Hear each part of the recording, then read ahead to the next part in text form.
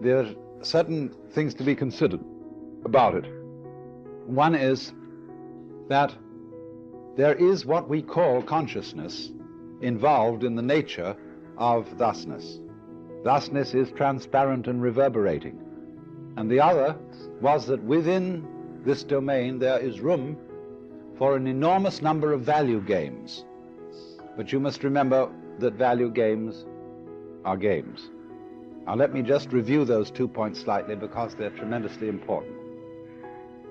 First of all, we've got into the habit of thinking of the world as a physical continuum, which is not really a continuum, which is divided into the inert things and the earth things, into the conscious and the unconscious, the living and the dead, the organic and the inorganic. And the mythology of the 19th century was to make it a case that everything was really inorganic, see? And that consciousness is something actually purely mineral and metallic, only it's so complicated and so it's got all kinds of liquid and gooey things in it. But they're basically minerals, and they're basically machinery, and it's all like that, you see? And I say the objection to that point of view is simply, it's a way of looking down your nose at things. In fact, it's an objection.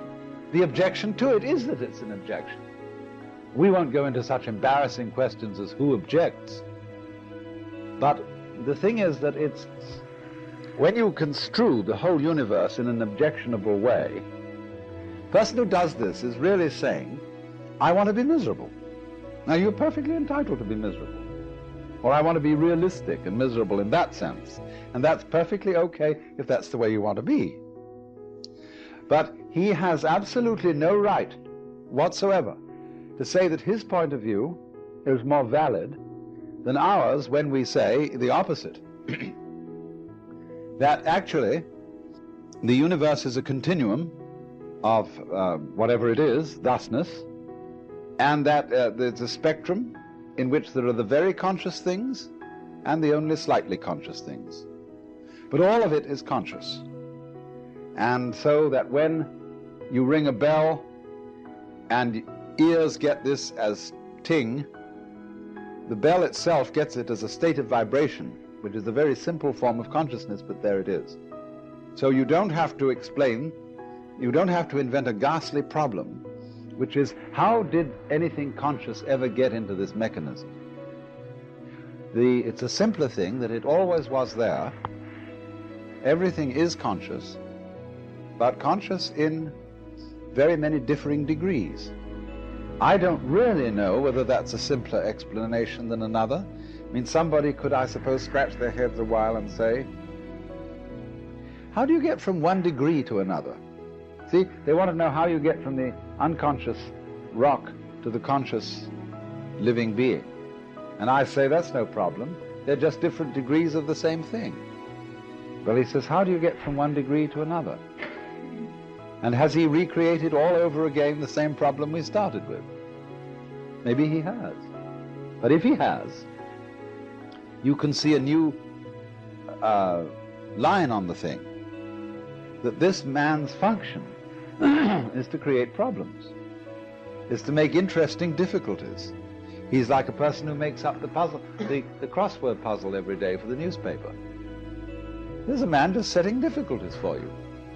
And you love to get over them, or else it doesn't interest you because you are playing the game, my game's more interesting than yours. But nevertheless, for some reason or other, the idea of a spectrum, of a somewhat more or somewhat less of the same thing, seems to make a great deal of sense. It seems more plausible than the idea of having to have two completely different substances, a stuff called matter and a stuff called spirit or mind or something like that, and try and see how they work upon one another. If you see, in other words, let's take the beautiful image of the fern. First of all, a stalk, just a thing like that. More of them. but coming out of the sides. And then out of the sides of those, more stalks, out of the sides of those, you see? And then out of the sides of all those little ones come little ones still, see? And you say, well, look at that. It's getting very spiky, isn't it? Full of spines. And then gradually, right on the edge of the spines, the more go until they're all going like this way, more and more and more and more, until it becomes soft and hairy, see? And suddenly you've got what you'd call a vegetable. 10 years on, in 1989, they interviewed the same individuals again. The results were absolutely staggering. They found that those 13% who set some goals but hadn't had them down on paper were making twice as much as the 84% who had never set a goal. And even more staggering was the fact that the 3% who had committed goals written on paper had actually been making more money than the 97% put together. Today's session is all about how you can make those goals. I'm going to share with you 3 questions that will help you reflect on the goals that maybe you've already set for the new year, or maybe goals that you're about to set. The first question you need to ask yourself is, are your goals too vague and are they not specific enough? The reason why I ask this is because maybe one of your goals is to get fit. Now, when you say that, do you mean as fit as a model? Do you mean as fit as Cristiano Ronaldo? Do you mean as fit as an athlete? How do you define fit? Or is it just fit enough to walk up your stairs without feeling tired? Becoming more specific about the goals you want to achieve means that you're more likely to understand how much planning is involved in terms of time and resources, and how you're going to make it fit into your incredibly busy week. Try to make your goals as specific as possible. The second question you need to ask yourself is, are your goals too grand to be achievable? Now, I'm a big believer in defining your destiny and reaching and accomplishing your goals, but Bill Gates said a fantastic piece of wisdom that I want to share with you. He said that actually people overestimate what they can do in 1 year and underestimate what they can do in 10 years. We always feel that we can make a bigger change quickly by impulsively acting, rather than building blocks that will actually be great foundations for future success. What you need to do this year is actually try and find digestible blocks of work, little pieces of action that will help you effectively bring about change in small areas of your life. When these add up and build together, you'll gain momentum, and that will affect things in the future for you as well. The third question you need to ask yourself is, are you surrounded by the right people, and are you influenced by the right people?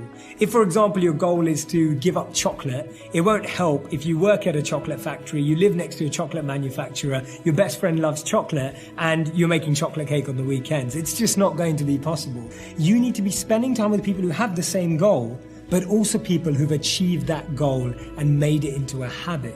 Are you aware of the little milestones that you need to reach to incentivize you daily?